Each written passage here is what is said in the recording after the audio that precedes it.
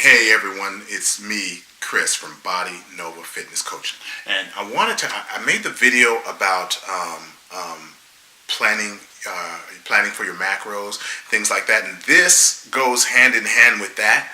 You know, of course. Now, with that being said, usually if you're macro planning and planning macros and meal prepping, you have a goal in mind that you want to achieve, and it's you want to use methods that are more quantifiable. Sometimes, like for example, I like to cycle the nutrition for clients based on the phase that they're in. If it's going to be more work, more activity, more calories, unless we're really trying to get really, really lean in the latter stages, or less activity, less calories. Sometimes the goals will change. I like to periodize people and have their goal as their goals change. So, you want the nutrition to match up with what you're trying to accomplish. Okay, so with that in mind, what goes with that is meal prep and meal planning. Because when I was in California, like one of my favorite restaurants, anybody knows me knows, I ate a lot at El Pollo Loco. I memorized their food counts. Got my serving sizes and the serving sizes. I knew exactly what I needed to eat to get what I wanted. Some days it's more chicken, some days it's less chicken, some days it's salad, some days it's potatoes. So you change it matched to fulfill your needs. Okay, so but it's not like that everywhere, especially out here. I have to drive 10 minutes just to get to the freeway, and maybe another 20 minutes to get to a restaurant where I can get healthy food. So with that in mind, that's where the meal prep thing comes in, and the meal prep services comes in. So you want to set yourself up in a way where you can get the type of foods that you want to do what you want it to do. So with that being said, whatever it is you want to design your meals around your target.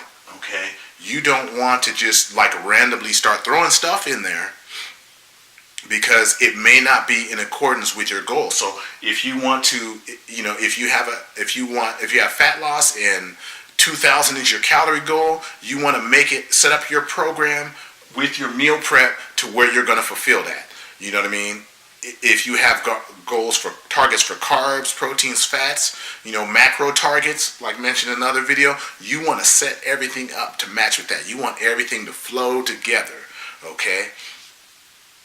So you don't want to do randomness unless your goals provide for that. Okay? But if you have a calorie target, if you have a macro target, both, things like that, you want to match it up with that. Even a water goal, they measure it in ounces. So, I'm going to have water with every meal.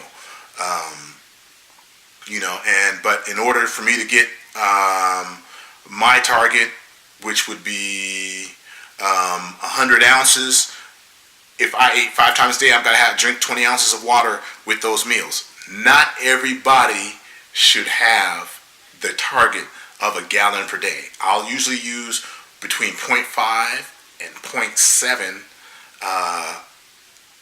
times your body weight in ounces of water per day. Because if you go too high, you can create nutrient imbalances, like between electrolytes. Potassium is deficient in a lot of people. If you drink more water and you have a lot of sodium, you're going to need more potassium, common imbalance. Magnesium, common imbalance. Things like that. So you want to keep everything in balance. Whatever your targets is, you want to design your strategy so you hit your target. So because you're doing this to get what you want. You want to get what you want, right? Okay. So with that being said, if you take any supplements, people are doing pre-workouts with a lot of amino acids. Amino acids are broken down parts of protein. If you're doing protein drinks and things like that, you want to make sure that you account for that. So let's say, in the example, 200 grams of protein, 200 grams of carbs, 75 grams of fat. Okay, so that would be the target. And let's say I had 4 meals, which includes a snack, but 4 meals and a protein drink. Okay, and so that protein drink is going to be 50 grams protein, 50 grams carb. Okay, and there's almost zero fat. So with those proteins and carbs, you want to subtract that from your totals of 200 and 200. So your other 4 meals have to get a total of about 150. Okay, so with 150 grams protein, 150 grams of carbs, but your fats, you had zero fat in the beginning, is still 75. Okay, so that being said, your proteins and carbs, so the other meals should have roughly 37 and a half grams of protein, 37 and a half grams of carbs to split between the 4 meals, or average between the 4 meals. Because if you have smaller, that's fine. But like I said in another video, if you have like I said, if you have, let's say you only have 25, right? You have 25 in one meal, okay? Then that means at the next meal, you'll either need to have 50, or you'll have to take those other 12 and a half grams to be split between the other 3 meals, which is fine, but you have to recognize if that's realistic for you or not, okay? It's at the end of the day, it's all about you and what's easier for you. It's not about, society saying, or the bodybuilding gods, or the fitness transformation gods saying, you have to be like us. No, the most important thing is to suit your individuality, which also includes your willingness to introduce that change into your life. Is it going to be too disruptive? If it's going to be too disruptive, you're not going to do it for long. Okay, so anyway, with all that being said, you want to account for those supplements into your plan and divide it for the rest of the day, okay?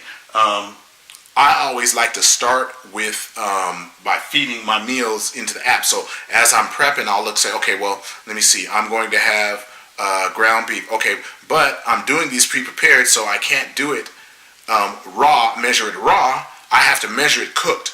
Okay, so I need, 37 grams. Okay, so I know that if I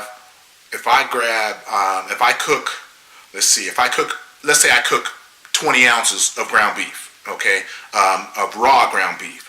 All right, so to make my target of 37 and a half grams of protein per meal, okay, I know that if I have 4 ounces, about 4.5 ounces of ground beef cooked, I'm going to be really close, okay? I'm going to be, it's going to be about 38, roughly. It's going to be less than 40, okay? But I have to measure it cooked and not raw. If I measure it raw, it's going to be different because it's going to be lower, okay? Because the fats and stuff are still included. Fats and the water is still included in the weight. Once I cook it, all that's going to fall off, okay? All that's going to not be released in what I'm going to eat. So you want to take account of that. I feed that into the app, and I feed how many ounces of potato gives me that. Okay, well, it's 4 ounces, 5 ounces, 6 ounces, whatever, and then I also feed that into the app. So I figure out that meal. Okay, this is giving me my average. Put it in their packet, and if somebody else in your house eats these foods too, you might want to mark it, put some tape on it, and mark 37 grams protein. So now when you go to your app that you should be feeding it into, you already know the totals. No need to weigh and measure it. It's ready to go. You just have it in tape, written out in marker. Okay. Do I really need to tell you to have a food scale? Yeah. You need some way of measuring, and if you don't have a food scale, if you don't have measuring cups, spoons, and things like that, and ways to quantify the amount. In 23 years of personal training, I have yet to see anyone that can even be within 10% of their totals.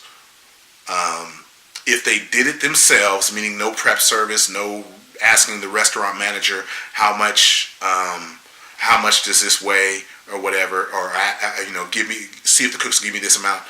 Anybody who can eyeball it and be within 10% of the target without having a lot of experience weighing and measuring foods already.